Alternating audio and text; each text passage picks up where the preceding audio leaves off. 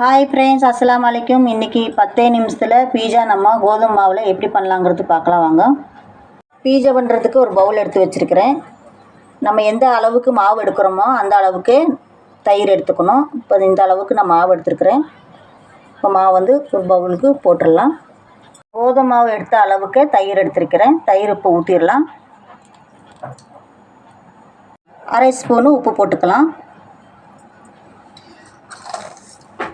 1 spoon சர்க்கரை போடுறேன். 1 spoon baking powder போடுறேன். விக்ஸ் வச்சு நல்லா மிக்ஸ் பண்ணிக்கலாம். கொஞ்சம் தண்ணி ஊற்றிக்கலாம். தண்ணி தேவைப்பட்டால் கொஞ்சம் தண்ணி ஊற்றிக்கலாம். கொஞ்சம் கட்டியாக இருக்குது, தண்ணி ஊற்றுறேன் நான். கொஞ்சம் கொஞ்சமாக ஊற்றி நல்லா, ரொம்ப கட்டியும் இருக்கக்கூடாது, ரொம்ப தண்ணி மாதிரியும் இருக்கக்கூடாது, அந்த மாதிரி கலக்கிக்கணும். நல்லா மிக்ஸ் பண்ணியாச்சு மாவு. பாருங்க, இந்த மாதிரி கட்டியில் தான் இருக்கணும். ரொம்ப தண்ணி மாதிரி இருக்கக்கூடாது, இந்த மாதிரி ரொம்ப கட்டியும் இருக்கக்கூடாது. பாருங்க, இந்த மாதிரி தான் இருக்கணும். எல்லாம் மிக்ஸ் பண்ணியாச்சு. இப்போ பீஸா எப்படி பண்ணலாங்கிறது பார்க்கலாம் வாங்க. பீஸா பண்ணுறதுக்கு அடுப்பு ஆன் பண்ணி ஒரு தவா வச்சாச்சு. எண்ணெய் ஊற்றிக்கலாம். 1 ஸ்பூன் எண்ணெய் மேலே ஊற்றுறேன். எண்ணெய் ஊற்றி போட்டு இந்த மாதிரி தடவிக்கணும். இந்த மாதிரி தடவி எல்லாம் எடுத்து போட்டு மாவு ஊற்றிக்கலாம்.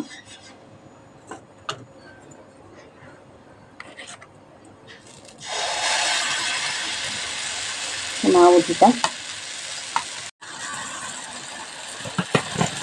மாவு ஊற்றி இந்த மாதிரி கட்டியாக பரத்திட்டுறணும்.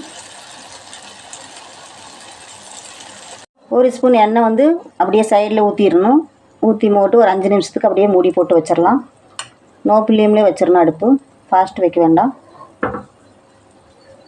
இந்த மாதிரி பெரிய மூடி இருந்தால் மூடி போட்டு அப்படியே ஒரு 5 நிமிஷத்துக்கு அப்படியே விட்டுடலாம். 5 நிமிஷம் ஆயிடுச்சு. இப்போ திறந்து பார்க்கலாம். திருப்பி போட்டுக்கலாம். இதே மாதிரி எடுத்து மொல்லமாக வருங்க, வெந்துருச்சு. கீழே திருப்பி போட்டுக்கலாம். இப்போ திருப்பி போட்டாச்சு. பாருங்கள் எவ்வளோ அருமையாக வந்திருக்குது. இப்போ இது மேலேயே வந்து அடுப்பு ஆஃப் பண்ணிவிட்டு பீஸா சாஸ் வந்து தேய்ச்சி விட்டுடலாம். மேலே பீஸா சாஸ் பாருங்கள், இதில் வந்து தேய்ச்சி விட்டுடலாம். மேலே இது கொஞ்சம் கொஞ்சமாக அப்படி போட்டு மேலெல்லாம் நல்லா இந்த மாதிரி தேய்ச்சி விட்டுறணும்.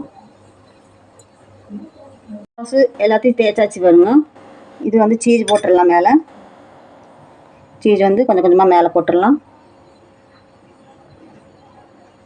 இந்த மாதிரி மேலே போட்டுடணும். இப்போ சீஸ் எல்லாத்தையுமே போட்டாச்சு.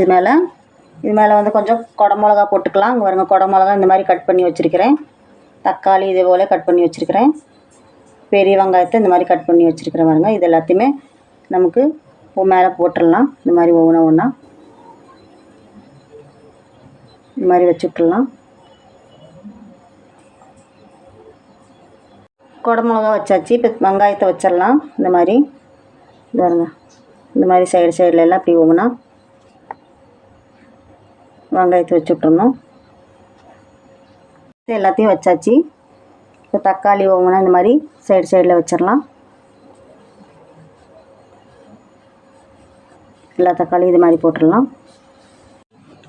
தக்காளி எல்லாத்தையும் வச்சாச்சு பாருங்கள். இது மாதிரி வெங்காயம் தக்காளி எல்லாத்தையும் வச்சாச்சு. அடுப்பு ஆஃப் பண்ணிட்டு இந்த வேலையெல்லாம் செய்யணும், இல்லைன்னு சொன்னால் அடி பிடிச்சிடும். இதுக்கு மேலே வந்து சீஸ் போட்டுடலாம். கொஞ்சம் கொஞ்சமாக அப்படி எல்லா மேலேயும் சீஸ் போட்டுட்டு ஒரு 2 நிமிஷத்துக்கு மூடி போட்டு வச்சிடலாம். அடுப்பு ஆன் பண்ணிவிட்டு தக்காளி எல்லாத்தையும் வச்சாச்சு பாருங்கள். அது மாதிரி வெங்காயம் தக்காளி எல்லாத்தையும் வச்சாச்சு. அடுப்பு ஆஃப் பண்ணிட்டு இந்த வேலையெல்லாம் செய்யணும், இல்லைன்னு சொன்னால் அடி பிடிச்சிடும். இதுக்கு மேலே வந்து சீஸ் போட்டுடலாம். கொஞ்சம் கொஞ்சமாக அப்படி எல்லா மேலேயும் சீஸ் போட்டுட்டு ஒரு 2 நிமிஷத்துக்கு மூடி போட்டு வச்சிடலாம். அடுப்பு ஆன் பண்ணிவிட்டு இது மேலே கொஞ்சம் பெப்பர் பொடி போட்டுடலாம். மேலே பெப்பர் பொடி எல்லாம் போட்டுட்டு லைட்டாக அந்த மாதிரி போட்டு விட்டுறணும். பெப்பர் பொடி, சில்லி ஃப்ளேக்ஸு மேலே கொஞ்சம் அப்படியே லைட்டாக போட்டுடலாம். இதெல்லாம் போட்டதுக்கப்புறம் மூடி போட்டு 2 நிமிஷத்துக்கு அப்படியே மூடி போட்டு வச்சிடலாம். அடுப்பு ஆன் பண்ணிவிட்டு சில்லி ஃப்ளேக்ஸு போட்டாச்சு வருங்க. உப்பு போட வேண்டிய தேவையில்லை. உப்பு வந்து மாவுலேயே போட்டிருக்குறோம் நம்ம ஏற்கனவே, அதனால் இப்போ உப்பு போடலை நான். மூடி போட்டு வச்சிடலாம். அடுப்பு ஆன் பண்ணியாச்சு. 2 நிமிஷத்துக்கு மூடி போட்டு வச்சிடலாம். 2 நிமிஷம் ஆயிடுச்சு. இப்போ திறந்து பார்க்கலாம். சூப்பராக வந்திருக்குது பாருங்க. பீஸா அருமையாக இருக்குது. இப்போ அடுப்பு ஆஃப் பண்ணிக்கலாம். அடுப்பை ஆஃப் பண்ணிவிட்டு நம்ம எடுத்துடலாம். பீஸா பாருங்கள் ரெடி ஆயிடுச்சு. அருமையாக இருக்குது, சூப்பராக வந்திருக்குது பீஸா பாருங்கள். பீஸா ரெடி ஆயிடுச்சு பாருங்கள். இந்த மாதிரி கட் பண்ணி எடுக்கலாம். இப்போது பீஸா கட் பண்ணியாச்சு பாருங்கள். அருமையாக வந்திருக்குது பாருங்கள். பீஸா எவ்வளோ நல்லா சாஃப்டாக வந்திருக்குது பாருங்கள். பாருங்கள், இதே மாதிரி நீங்களும் உங்கள் வீட்டில் ட்ரை பண்ணி பாருங்கள். குழந்தைகளுக்கெல்லாம் நல்லா பிடிக்கும். இந்த மாதிரி நீங்கள் 10 நிமிஷத்தில் ரெடி பண்ணிக்கலாம்.